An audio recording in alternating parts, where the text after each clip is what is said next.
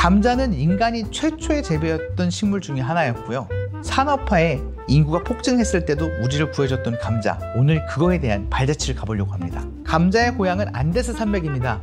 해발 3000m가 넘는 곳에서 처음에 작물을 재배했던 것이 감자고요. 낮에는 너무 덥고 밤에는 너무 추운 곳에서 그 잉카 제국의 모든 사람들을 먹여 살렸던 풍족한 작물 중에 하나였습니다.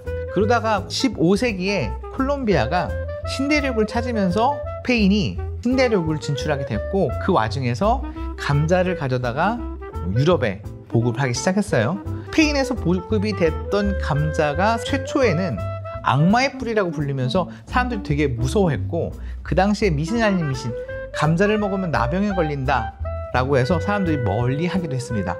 그러다 16세기에 앙투앙 파르망티에, 유럽에 감자를 전파시킨 약사님으로 알고 계시는데, 유럽에 전파하면서 감자는 서민의 음식으로 굉장히 보편화됩니다. 그 당시에는요, 빵이라고 하는 밀을 가지고 가공을 해서 빵으로 만들고 빵을 통해서 식량을 조달했는데, 이게 밀이라는 게 자라기는 쉽지만 사실상은 꽤 관리하기가 어렵거든요.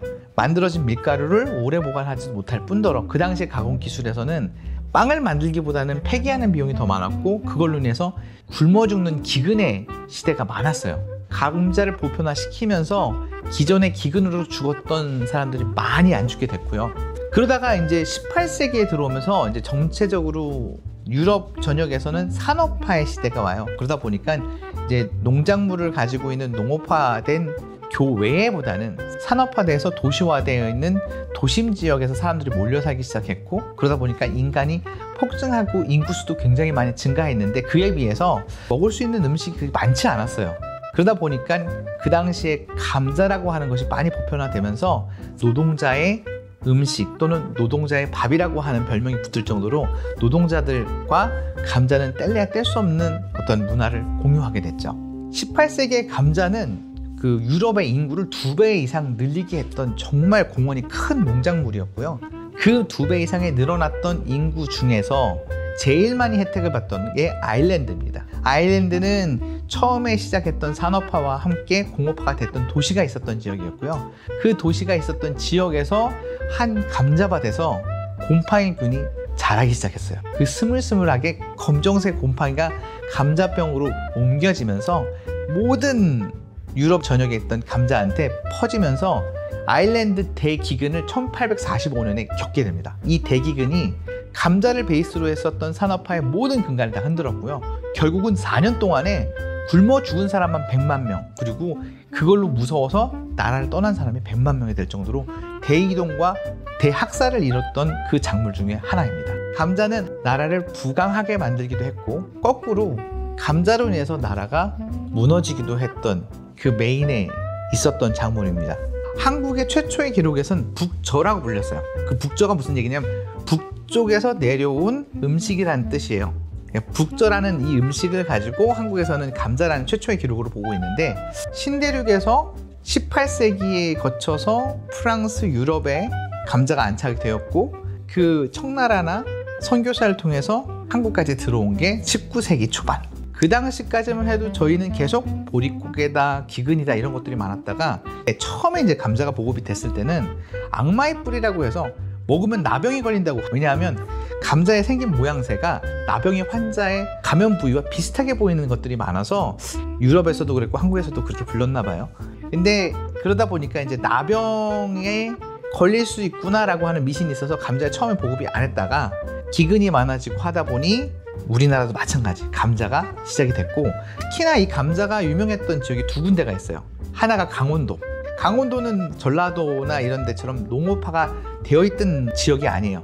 척박하게 산골짜기에서 해야 하다 보니까 당연하겠지만 뿌리로 번식하는 감자라는 것은 너무도 유용했던 농경작물이었고, 그냥 쪄서 먹는 게 아니라 감자로 떡도 해먹고 감자로 전도 해먹고 감자로 뭐 우리 해먹을 거 다 해먹었던 것 같아요. 그런 것들이 강원도에서 시작이 됐다고.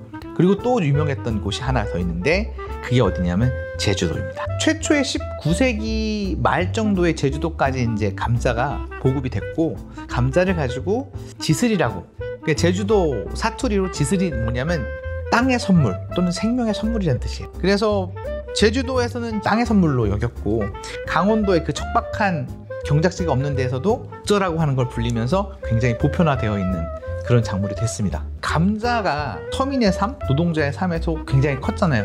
이거를 굉장히 많이 반영했던 사람이 누구였냐면, 빈센트 반 고흐의 감자 먹는 사람들을 보면 그 당시에 이제 노동자들이 얼마나 힘들게 살았고, 또 감자라는 게 그 사람들을 얼마나 잘 구해줬고 기근에서 탈출시켜줬는지가 나오는 그림이 있어요. 그 정도로 예술에 사용할 정도로 보편화됐다는 얘기를 하고 싶은 거고, 그림을 그리고 나서 이제 빈센트 반 고흐의 기록을 보면 감자에는 노동자의 삶이라고 하는 것이 녹아있다라고 하는 말이 있어요. 그만큼 그 당시에 노동자와 산업화, 그 다음에 감자는 서로 물려있는 관계였던 작물이었어요. 감자라는 것은 척박한 환경에서 식량을 구할 수 있는 가장 좋은 작물 중에 하나였고, 그러다 보니까 우리 그런 얘기 하잖아. 밥을 잘 주는 사람은 착한 사람이잖아. 밥을 안 사주는 사람은 나쁜 사람인 건 아니지만 근데 그것처럼 그 당시에 기근이 정말 힘들었고, 일제시대, 조선시대 때 뭐 보릿고개가 너무 힘들다 이런 것처럼, 그런 힘들 때 감자라고 하는 것들은 굉장히 삶에 대한, 또 생존에 대한 특별한 상징으로 많이 있고, 그러면서도 감자가 가지고 있는 특이점이 뭐냐 하면, 보통 작물은 사람이 먹는 작물, 특히나 논, 밭 이런 데서 나오는 작물들은 땅을 해쳐요. 특수한 성분들을 가지고, 특히나 뭐 콩 같은 거, 뭐 인삼 같은 거 하게 되면 그 땅을 망가뜨려서 몇 년 동안은 딴 걸 해야 되는데, 신기하게도 감자는 그렇게 하더라도 특별하게 땅을 망치거나 하진 않거든. 그러다 보니까 당연하겠지만 윤리가 있는 작물이다라고 하는 것이 어떻게 보면 별명으로 할 수도 있고, 그러다 보니까 마션이라는 영화에서 맷 데이먼이 화성에 혼자 남는데 살아남기 위해서 하는 방법이 뭐냐 하면, 감자를 화성의 척박한 땅에서 키운다가 그 영화의 메인이 있는 어느 지역, 어느 땅, 어느 곳에서도 잘 자라서 배고픈 자에게 내려줄 수 있는 삶의 선물이라고 보면 돼요. 이건 나사에서 테스팅을 해보니까 이런 작물들은 이 정도에서 자랄 수 있구나라고 하는 걸 이미 테스팅했고, 그 테스팅한 걸 결과로 사용했던 그 영화 중에 하나예요. 나라별로 FTA라고 하는 국제적 협약을 통해서 식량을 왔다 갔다 하기도 하고, 원료를 왔다 갔다 하기도 하고, 서로 무역을 하잖아요. 근데 이제 이 전도 그렇고 앞으로도 그럴 수 있지만, 식량의 이제 무기화가 될 수 있어요. 내가 A라는 나라와 B라는 나라가 싸우고 있는데, A라는 나라는 전량 외국에서 식량을 수입해요. 그렇게 되면 제일 우선시 되는 게 뭐냐 하면, 식량을 가지고 전쟁의 무기화를 할 수가 있거든요. 근데 감자는 사실상은 환경을 따지지 않잖아요. 그러다 보니까 기본에 있었던 식량을 수입했던 것들을 대체할 수 있는 그런 작물이 돼서, 각 나라별로 감자는 아마 국가 산업으로 관리하면서 키우는 걸로 알고 있어요. 감자는 단순한 작물이 아닙니다. 기원 전부터 거슬러서 사람이 시작했던 최초의 농경 작물 중에 하나인 감자, 사람의 기본적인 문화와 같이 발전해왔던 감자란 작물, 그리고 예술과 생존의 상징이었던 감자를 오늘 소개해보았습니다. 오늘 저녁에 한번 가족들과 함께 감자 음식을 즐겨보는 건 어떨까요? 여러분들이 보시고 있는 이 채널은 요왕인 A입니다.